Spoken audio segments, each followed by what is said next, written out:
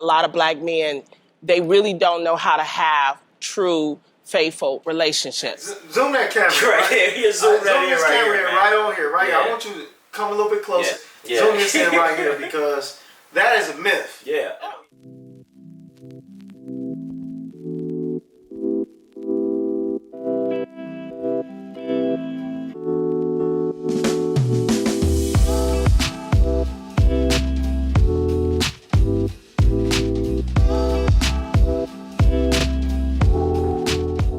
What up, though? It's your boy Michael, Life Chronicles, and we are back with my brother.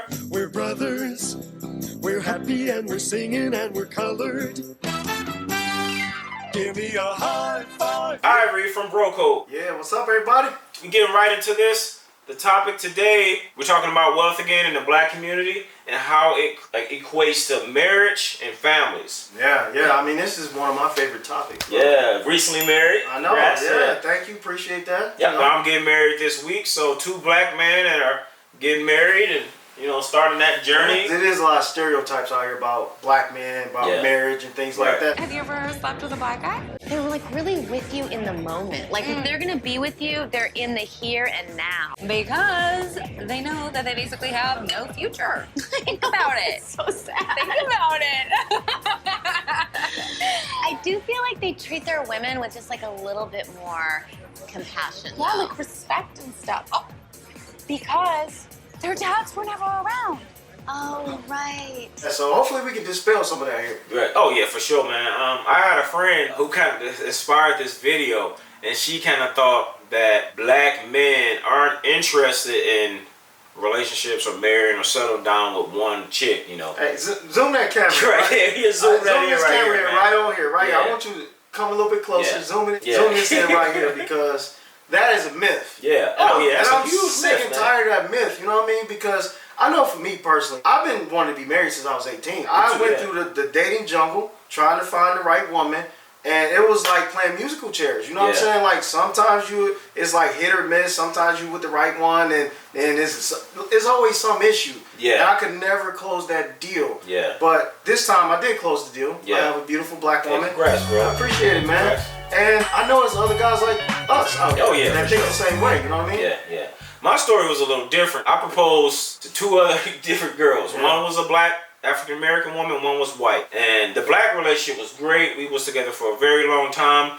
But mainly I had a lot of health issues. So that's what took so long for me to actually propose. And then once I got my transplant, I proposed. But the white relationship was not a good relationship anyway. I was getting up in age. It was very toxic, which we'll have a conversation about that another time. What I ended up doing when I was younger, I always wanted to get married. For one, I didn't have that father figure that actually could teach us about relationships. Yeah, we had our stepdad. He wasn't necessarily teaching us how to navigate in a relationship. Yeah, he was working all the time. And then our real dad taught us indirectly the bad things to do, and that kind of rubbed off on us, So I ended up in my non-relationship time just getting with a lot of different chicks and partying a lot. But deep down, I just wanted that one relationship, that one love, and focus on that and have just a normal family. Yeah, no, I hear you on that. And I think it stems from the relationships that we have with our parents first. Yeah, exactly. Like that's critical because like Mike mentioned, I mean, I remember, our mom and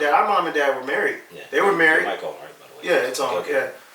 Our parents were married. Mm-hmm. Our dad was in the home, but he was not in the home. Exactly, yeah. Right? And my mom, my mom worked as hard as she could to work and provide and take care of us. But our dad, I think he just... Inconsistent. Yeah, he was just really inconsistent. So we saw conflicting messages on what a man is supposed to be like, what a man does, what a man... all those things that we didn't learn. So like you said, we learned a lot negative in an indirect way. And plus, we saw the community of men around us, they were in similar situations. Exactly. But I would say this because I think around our teenage years, our formative years, we did happen to go around to be around stronger black men. Yeah. Like Officer Sanford, Coach Terry. Our basketball coaches. Coaches and mentors. We kind of saw a different side of black men. Yeah. We did actually, the Police Athletic League here in Detroit, PAL, they helped us out a lot. They made sure that we had good grades. We didn't grow up. Oh yeah, it was. We had some good times, man, with PAL, man. And you know what? I realized too how the way kids talk to adults these days, that wasn't allowed back then. It trained us to learn that respect because we need that as men. Our number one thing is we need honor, respect, and admiration. I'm going to keep pounding that in. Honor, respect, and admiration. When you have that, it's easy for you to go out in the world and show love to the woman you with. You know, you don't have to have these insecurities of, oh, it's better to show a girl that you love her. Like, beta. No, man, you can love on your girl. You know, you can, if you're being respected and honored, though. No, I agree. Basically, what you're saying is role models. Yes. I totally agree with that because it's a lot of stuff that I've learned, and it's also a lot of stuff that I had to unlearn. Yeah. Oh, yeah. And the unlearning process that's what took so long. The unlearning. Yeah. And then you realize that, wait a minute, hold on, like it ain't supposed to be that way. Right. You know what I'm saying? You start to notice that, like, wait a minute.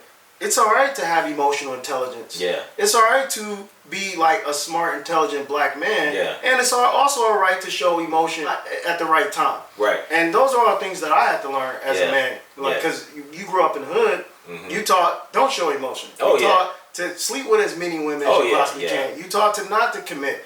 And those are things that has devastated our community in so many ways. Oh yeah, you're right. A lot of our movies and especially rap music. I mean, I love rap music. I love hip hop. But besides R&B, especially 90s R&B, I don't know what's going on today's R&B. But R&B back in the 90s was a lot of, that was like loving on your woman.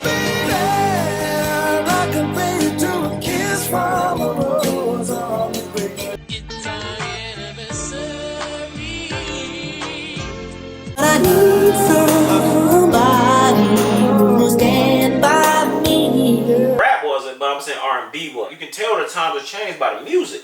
You know, you got women out basically saying, you know, I'm a thot. Hands on my knees, hands on my knees, hands on my knees, shaking ass on my thigh shape. Hands on my knees, shaking ass on my thigh shape. You know what I'm saying? Like, what the fuck? Yeah. You know, it's like, what the hell's going on? Yeah, or boss babe and all of this stuff. Like, it's definitely some type of, like we talked about earlier before we start the video, it's a lot of, we're at each other's throats, the black community. And lucky for me, I've never been in a bad dating situation or a bad relationship with a black woman. So I don't really have much to say, but I've seen a lot of stuff. Well, yeah, I mean, I think it's just trauma being revisited towards each other, and it's just being piled down. And I think we know what the problems are. A lot of us know what the problems are, but you hear very few solutions. And I always like to come with some type of solution. I always say the first thing that I always thought about, what kind of man was I? I always looked at myself in the mirror and said, okay, Ivory, what have you learned and what do you need to unlearn? That was self-awareness. Self-awareness, being self-aware. On top of that, it was really like getting therapy for the stuff the trauma, all the stuff that I went through in my life. And then 3 was building the skill sets, right? I had to, like, what is a successful relationship? And you have to see and look at people who have those successful relationships, model what they do, and you'll get similar results. And that's exactly what I did. And so what are some of those things I think about? One is communication. How do you communicate with the opposite sex? That's the hardest part, man. That's a hard thing, right? It's really hard. Communicating with the opposite sex. Top of that, conflict resolution. How do you resolve problems? How do you resolve issues when they inevitably come up? And 3, how do you put a plan together and work towards that vision? It's a hard thing to do. Think about our country. We live in a democracy. You have Congress. You have divided government. And you have to come together and work together for the greater good. And that's the same way I look at it in relationships. And those are really hard things to do. Let's talk about my first relationship. A woman that I was with in high school, and we ended up being together some years after high school. So 5 years we were together. When I'm telling you, bro, that I didn't know what I was doing, all I thought relationships was I'm the man, and we do whatever I want. I swear, that's all I thought. I had no idea what dating was, the whole topic of love languages, and what's this topic? Attachment styles. So, like, a lot of stuff just kind of just winging it, you know? And when you go out there and just kind of wing it when it comes to relationships, man, it's eventually going to go down here. The arguments gonna become more intense, and it can lead to that toxic path. You know, I know that word is overused, but that toxic path is where you get a lot of hurt, especially when you throw a kid in that situation too. You have a baby together, and you know, when you're young, it's just so much you don't know. So you was right, learning about this stuff. At the end of the day, I keep saying this: the person you choose to have a kid with, or to be in a relationship with, or you choose to have a family with, is probably the biggest decision you will ever make in life. I agree, 100%. It's no joke, because I think when when we talk about the relationships in our community, the thing is that I think about it from a man perspective. When you first see a woman, what are you looking at? Oh, how she look for sure. Yeah, her female assets. Yeah. Her assets, right? And from a woman, you probably size them up physically as well. But I just think it's being able to measure people up properly. Not just from a guy perspective, does she got a big butt and smile. Right. You never trust a big button smile. Right, like kind of getting over that, and I had to realize that, you know what, my filter was physical. Bro, I passed so many eligible women because my filter was just. Me too. I've been in those situations where you see a woman that's physically attractive, appealing, and those spidey senses start tingling. Oh yeah, man, she can get it. Yeah. But you have to get past that to say, okay, does this person have more long-term value? Yeah. Let's change the subject now to like how the black community, marriages or our relationships, because some people don't want to get married, that's fine, and like how that equates to actual like wealth building and why there's been a decrease in that. Well, I think it's hard to build a relationship by yourself or build a community with individuals. Yeah. Like, I think about it in terms of basketball. LeBron is my favorite NBA player. And I think about it 2016 when they played the Warriors. They basically had a team. And LeBron was an individual. Kyrie went down, Kevin Love went down, and LeBron had to try to win by himself. But the point I'm trying to make is that you're not beating the team. Yeah. So if you're talking about building wealth with just yourself, I got this single independent attitude, it's going to be extremely difficult because when you got two incomes versus one, it's going to be hard to do that. I'm so glad you said that too, man, because when you even think about just LeBron, it's not just him. You got his wife. Yeah. You got his team of people that make sure like he's eating right, his health regimen, his workout regimen. You got the whole ecosystem behind that team that's not even seen in the background. And people don't realize this, man. This whole independent thing is false. Yeah. Like, if you work for somebody, you're not independent. Like, we're all connected, man. Yeah. If I lose my job, it's going to affect somebody else. Just say, it's going to, everything we do affects others. We're all connected. Whatever I have a candle here, I'm taking that candle and lighting somebody else's candle. This is how it goes. That's what community is. So when you think you're just this individual, even if you're a boss babe who run your own business, you can't be out here thinking you're an individual because you have customers. Yeah. You know, if you're a CEO, you have shareholders. You know what I'm saying? Like, it's all connected. We're all connected. With that, we also need to prioritize getting the right skill set. Yeah. Like I said, I mean, one of the biggest things is communication. I'm still trying to perfect this. I ain't got it down pat, but I do read books. I do watch podcasts. I do listen to people who's been married for 20, 30 years that's happily in love and married and they love each other.